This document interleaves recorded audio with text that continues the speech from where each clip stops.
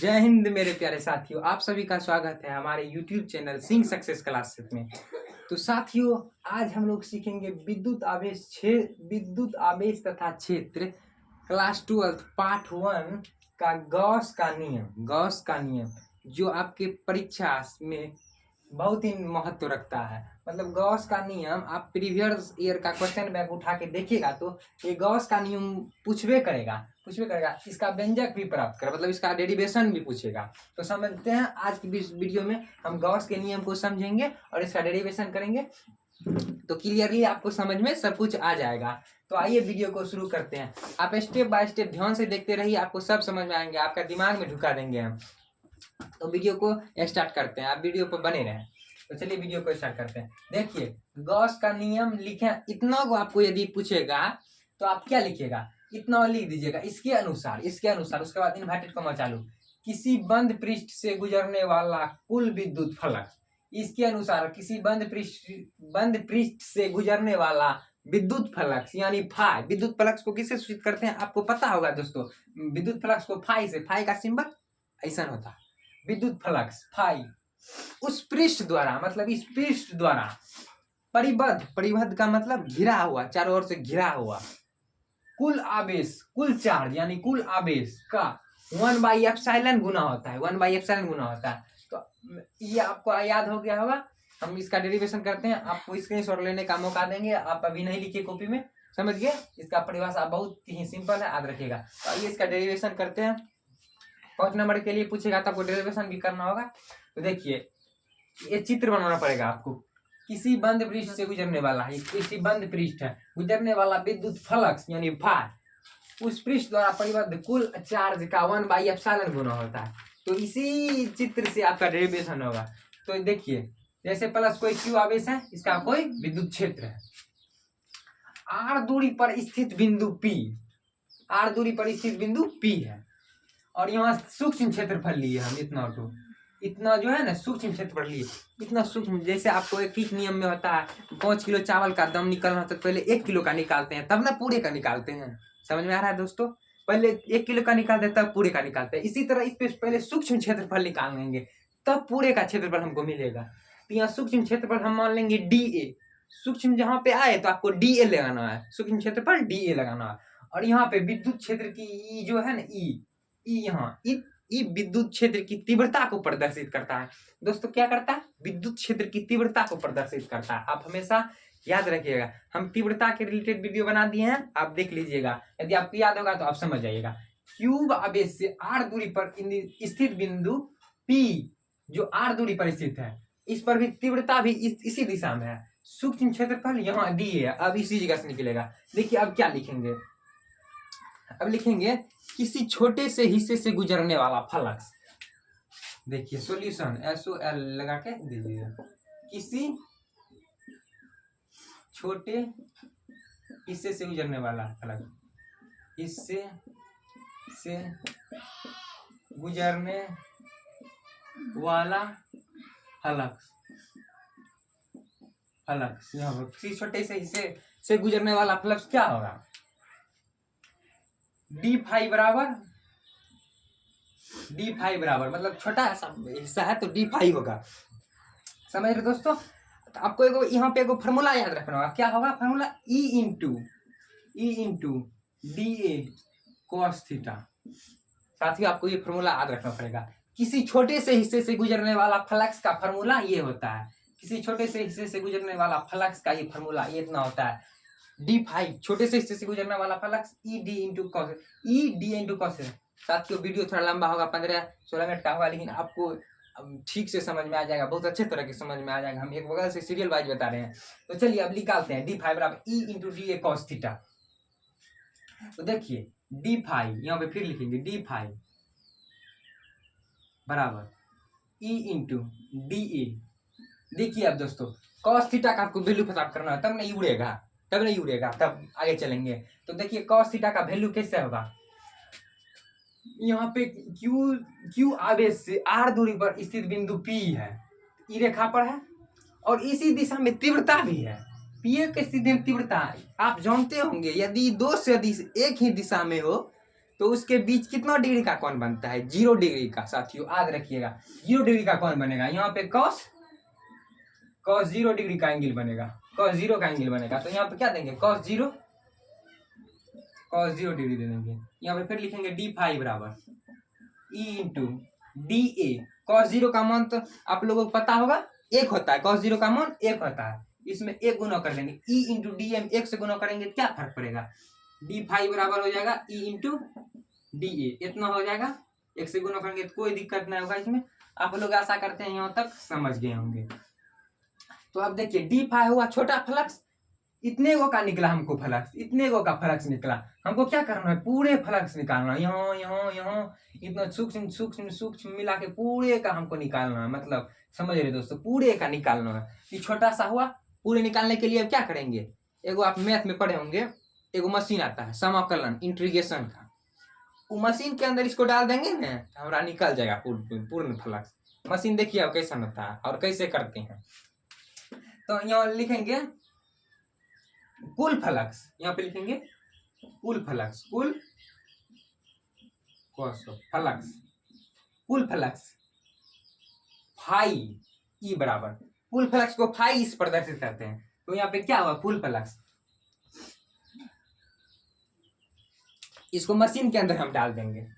देखिए मशीन कैसे है, ऐसे मशीन का चिन्ह ऐसे होता है। ये किसका चिन्ह है? समाकलन इंटीग्रेशन का, समाकलन इंटीग्रेशन ऐसे। इसमें अब क्या रख देंगे? इसको ई इंटू डी ए को रख देंगे। अब हो जाएगा, अब हो जाएगा। अब देखिए ई की होगा, यहाँ पे फिर लिखेंगे फाई ई बराबर, फाई ई बराबर। अब क्या लिखेंगे? देखिए समाकलन क्या कहता है? समाकलन का रूल है, यदि ई समाकलन के साथ जो नहीं बदलेगा, जो नियत रहेगा, जो इसके साथ नहीं बदलता है, जो नियत रहता है, वो इसको बाहर फेंक देगा। कहेगा जा ससुरा बाहर जा, तू रहा, कोई काम नहीं है यहाँ पे। तो इसको क्या करेगा? यहाँ फेंक देगा।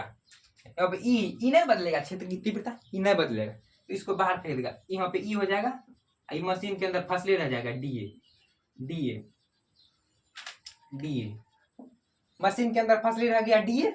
अब देखिए क्या होता है। अब देखिए आप लोग जानते होंगे प्लस क्यू आवेश से आर दूरी पर स्थित बिंदु पी के लिए तीव्रता। पहले इतना को आप स्क्रीनशॉट लीजिए, हम दूसरा बताते हैं। यहाँ जगह नहीं है साथियों, स्क्रीनशॉट ले लिए होंगे। अब चलिए बताते हैं। क्योंकि ये सब है ना, ये गोले के रूप में है, सब फ्लक्स आपको गोले के रूप में नजर आ रहा है। यदि गोले की त्रिज्या आर हो तो उसका क्षेत्रफल आप लोग को पता होगा। गोले की त्रिज्या आर हो तो उसका क्षेत्रफल क्या होगा? अब मिटा के फिर से लिखते हैं, यहां तक लिख लेंगे, नहीं तो स्क्रीनशॉट ले लीजिए।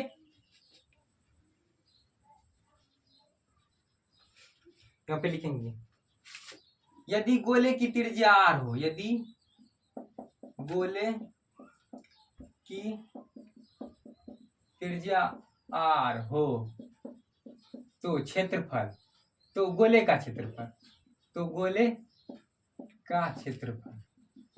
साथियों आप लोग को पता होगा कि गोले का क्षेत्रफल क्या होता है? 4 पाई आर स्क्वायर। क्या होता है? 4 पाई आर स्क्वायर। यहाँ पे लिखेंगे 4 pi r square, 4 pi r square. तो अब देखिए वहां बैठा देंगे, वहां पे क्या निकाले थे?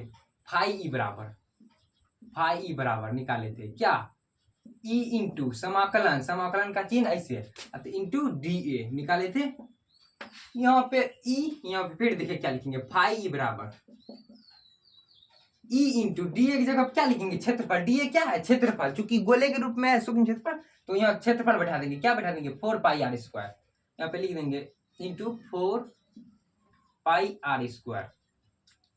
साथियों अब इतना रहने देते हैं। अब देखते हैं आगे का प्रोसेस क्या है, इसी पे अब निकलेगा। अब देखिए आगे का प्रोसेस क्या है। अब देखिए आप लोग तीव्रता पढ़े होंगे, प्लस क्यू आवेश से आर दूरी पर स्थित किसी बिंदु पर तीव्रता क्या होता है? प्लस क्यू आवेश से, ध्यान से सुनिएगा, प्लस क्यू आवेश से आर दूरी पर स्थित बिंदु पी के लिए तीव्रता, या बिंदु पी का ये कुछ भी लीजिए आपका मन है, क्या होता है? ई बराबर होता है, यहाँ पे लिखेंगे प्लस क्यू आवेश से, प्लस क्यू चार्ज से आर दूरी पर, चार्ज आपको पता होगा आवेश, दूरी पर स्थित बिंदु P के लिए तीव्रता क्या होता है तीव्रता? E बराबर 1/4πε0 आपको पता होगा इंटू Q चार्ज, इसका अपॉन कर देंगे दूरी का स्क्वायर, चार्ज का स्क्वायर, इतना हो गया। अब देखिए यहाँ पे अब लगाएंगे फार्मूला, यही इसको पहले घेर देते हैं,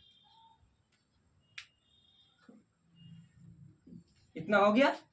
अब देखिए यहाँ पे आपको ई मिल रहा है, यहाँ पे ई मिल रहा है और यहाँ भी ससुरा ई मिल रहा है। अब कुछ तो झमेला होगा इसमें, तो अब पहले इसको लिखेंगे, यहाँ पे लिखेंगे फाई ई बराबर ई इंटू 4πr² लिखेंगे। अब सिंपली आपको कुछ नहीं करना है, ई के जगह पर, तीव्रता की जगह पर इसका ई रख देना है, इसका मान आपका निकल जाएगा। तो ई का मान यहाँ पे ही निकला, तो इसका मान रख देंगे। तो चलिए इसका मान रखते हैं, क्यू ई बराबर, ई का मान कितना है साथियों? 1/4πε0 इंटू इतना आया Q/r²। और यहाँ पे क्या बचल है? 4πr²। ये तो इसी का ना हुआ इतना वो, इसका बचले है 4πr²। यहाँ पे लिखेंगे 4πr²। तो साथियों अब नीचे, अब अभी तुरंत आप स्क्रीनशॉट लीजिए, 2 लाइन का और है आपका हो जाएगा। स्क्रीनशॉट लीजिए स्क्रीनशॉट ले लेंगे स्क्रीनशॉट। अब चलते हैं,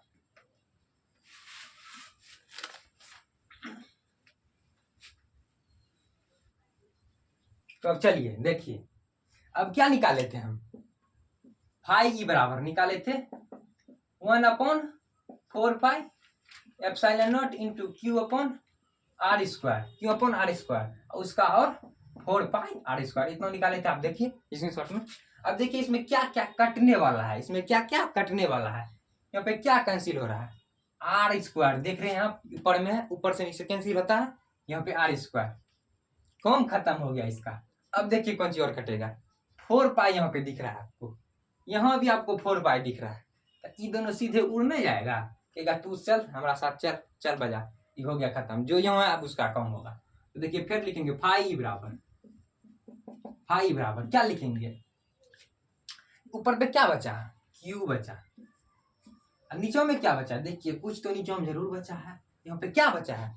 ε0, यहाँ पे क्या लिखेंगे? ε0। तो साथियों हो गया गॉस चाचा का ये हो गया नियम प्रतिपादन।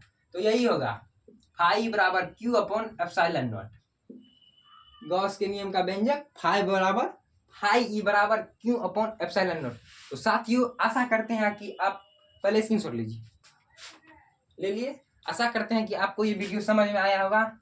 इसी तरह का हम VVI टॉपिक क्लास 12 क्लास 10 का लेके आते रहते हैं, तो आप चैनल को सब्सक्राइब कर लीजिए। आपको 2025 बोर्ड एग्जाम में फिजिक्स केमिस्ट्री बायोलॉजी के लिए बहुत ही बढ़िया यहाँ पे करवाया जाएगा, सब कुछ टॉपिक वाइज सब डेरिवेशन करवाते हैं फिजिक्स केमिस्ट्री बायोलॉजी में। खैर बायोलॉजी में तो डेरिवेशन नहीं होता है, केमिस्ट्री में नॉमिकल होता है, फिजिक्स में नॉमिकल होता है। तो इतना आगे मिलते हैं किसी नेक्स्ट वीडियो में, तब तक के लिए बाय बाय, टेक केयर।